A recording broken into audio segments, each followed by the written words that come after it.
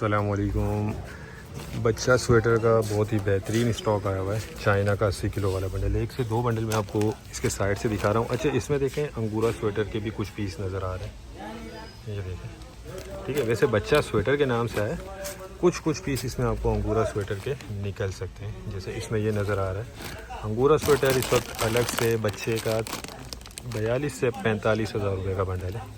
ठीक है, ये देखें, ये अंगूरा। बाकी ये है कि इसमें आपको साइज़ सारा मिक्स मिलेगा। बच्चा स्वेटर के नाम से बंडल आया हुआ है।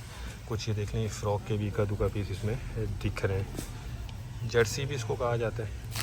और माल की कंडीशन देखें, बहुत बेहतरीन है। आज ही इसका कंटेनर उतरा है, फ्रेश कंटेनर है।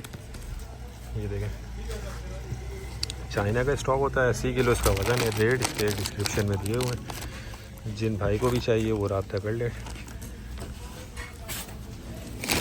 ये ना बंडल दे दें। इसमें भी ये अंगूरा के पीस नज़र आ रहे हैं।